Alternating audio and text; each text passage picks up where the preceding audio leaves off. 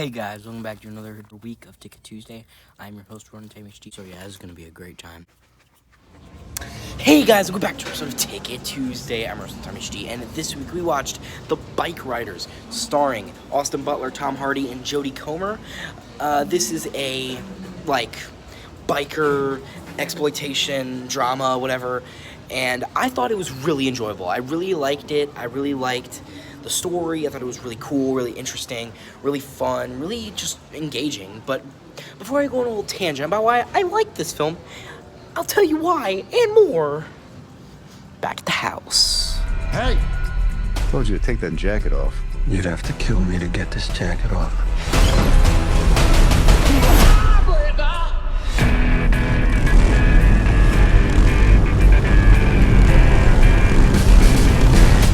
I don't want any trouble here. Then I'll let you lead. What about the bar? Burn it down. Some people would rather crash than slow down.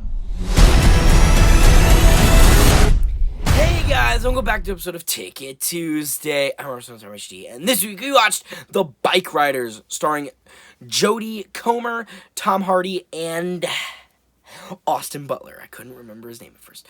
But this film is actually based on the book of the same name, released in 1968, I believe. And this film is like a crime drama, like biker film. It's like a crime film, though. It's like a crime film. And this film, I will say, is obviously, I feel like it's kind of loosely based on the book, because I did myself some research, and obviously the gang in this film is not a real biker gang. They're the Vandals, but they are based on the real, still active motorcycle motorcycle gang, the Outlaws, who were founded in 1935, and obviously these people were found in like the 60s, maybe late 50s. So obviously they had to change a few things, close it up, maybe like make it more compact, make more of a story, right? Because they can't have the story go along 50 years, right? This isn't fucking like some kind of fantasy story or something where they can do that, or like some kind of shit like that. Like, they can't do that. They can't do shit like that, right? They gotta condense it, and I understand that.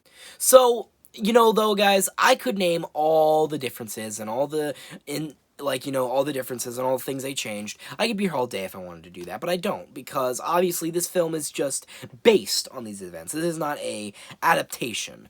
Well, it is an adaptation, in the fact that it's like a fictionalization of this stuff, right? Like, yeah, the founder's name was John. His name was, and also Tom Hardy's character, the founder, is Johnny, right?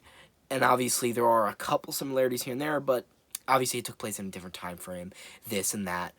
But that doesn't really matter. This is based on a book of the same name, and it has a loose following of that. So it's about, it's about the gang and, like, the interview segments in between that, like the narrations, where there's this journalist, a real journalist named Leon, I believe his name was. He wrote the book, and he actually fucking joined the Outlaw MC and was there for, like, years. He was in that fucking biker gang. In it. He was a fully fledged member, I believe. Correct me if I'm wrong, but I believe he was. And Hunter S. Thompson, that crazy motherfucker, was even saying, this might be a little too dangerous. Hunter S. fucking Thompson was saying, you're making a bad decision.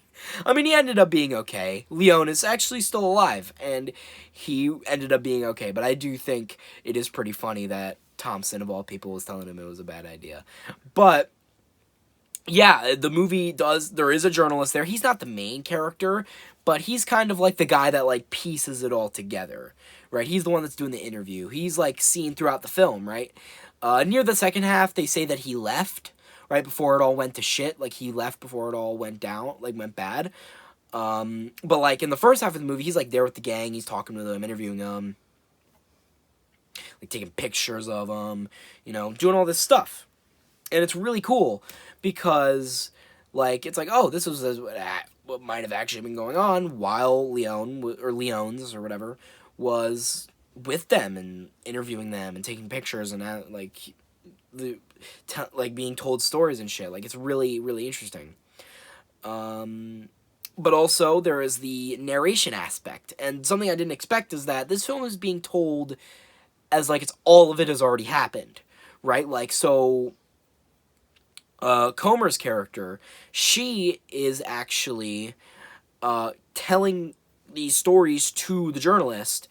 Like, he's interviewing her, and she's telling him all these stories about what happened, like, all the members that died, and, you know, all the mishaps, and all the fuck-ups, and, like, you know, all the ups and downs with the gang, and she was talking about it, and, honestly, it's a really engaging way to say it, and I really like the build-up. Like, I like how there's a lot of, like, like a really big character moment at the end of the movie that I think might be one of my favorite parts of the movie, because I feel like it just felt so earned, right? Because, okay, real quick, I'm gonna get some spoilers. Okay, this is a bit of a small spoiler discussion, so guys, if you don't want to be spoiled, go watch the movie and come back.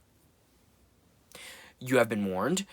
With that being said, yeah, so at the end of the film, Tom Hardy's character, is challenged by this, like, punk kid who was accepted into another, like, chapter of the Vandals, I think, in Milwaukee, which is actually pretty funny, because he didn't want other chapters at first, but then another guy challenged him, because he wanted a Milwaukee chapter. He beat him, didn't kill him, but he beat him, and then he's like, you know what, here, you'll get your Milwaukee chapter, you'll get it. And that was a mistake, because then all these chapters formed, and they all, like, disagreed with each other, and Johnny didn't like what was happening with the gang. So, this kid came up and he challenged him, right? And Johnny's like, oh, there's a parking lot, you know, we'll meet in the parking lot, do you want fists or knives? And the kid's like, oh, we'll do knives. And when he meets up with him, the kid's obviously a coward, and he knows he'll get his ass beat, right? He will get killed, so he just pulls out a gun and he shoots him, right? And he becomes the new leader of the Vandals, and he turns it into a full-fledged gang, like, you know, fucking murdering people, drug deals, prostitution, all the whole shebang, right? Average gang activity. But obviously, Austin Butler's character was very, very, he loved Johnny, right? They were, like, tight, really connected, right? They really good friends. And it's built up through the entire film that Austin Butler's character never gets sad, or like he's always chill 100% of the time, right? Like he's like super emotionless all the time. It's really hard to get him to feel like anything, right? Like feel sad especially. But then there's a scene where at the bar, like somebody tells him that Johnny died, that the leader of the Vandals got killed. And he's like, oh yeah, I heard, yeah, I used to ride with him. And he's super silent, he walks away, and then he's sitting on the steps of Comer's, like, character's, like, Jodie Comer's character's house, and he cries, right? And that's, like, the first time, like, we see him full-on cry in the movie. And one thing I really like about that moment is that they don't have Jodie Comer's being like, oh, that's the first time I ever, like, her narrating over, like, oh, that's the first time I've ever seen him cry, it was this and that. They didn't do that, because that'd be fucking stupid, and it'd be telling the audience how to feel. Don't tell us, show us how to feel, right? And that's what it did. Like, it was a really good scene, because it was just that. There was no narration, there was no sad music, it was just the scene.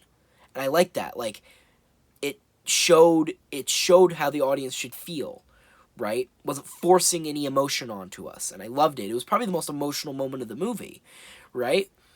Because we knew how much Johnny meant to Austin Butler's character, and it was really emotional. And it was just a well-done scene, and the whole film, I think, is very well done, and honestly, I recommend it. You know, if you're a fan of crime films, I mean, if you're a fan of, wasn't there, like, The Mayans? Is that like that MC show? If you're a fan of that, if, like, you're just, like, a fan of gang movies, you know, like motorcycles, if you're a motorcycle fan, motorcycle club kind of stuff, you like that stuff, I think you'll get a kick out of this movie. This movie's very entertaining. It's very well put together, honestly. Very much would recommend it, and I think overall I'd rate it a 7.5 out of 10.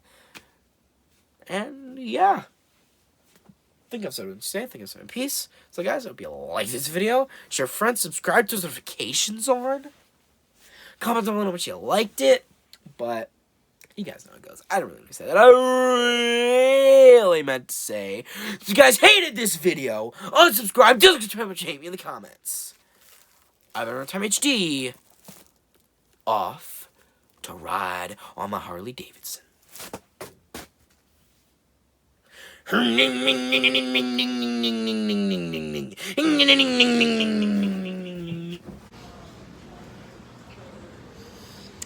Like, brum brum, a brum a brum. You know what I mean? A brum brum. Like photo, like edit in like some like motorcycle sounds here, like brrrr, brrrr. Look, I'm on a bike, guys. Brrrr. Were those sound effects good?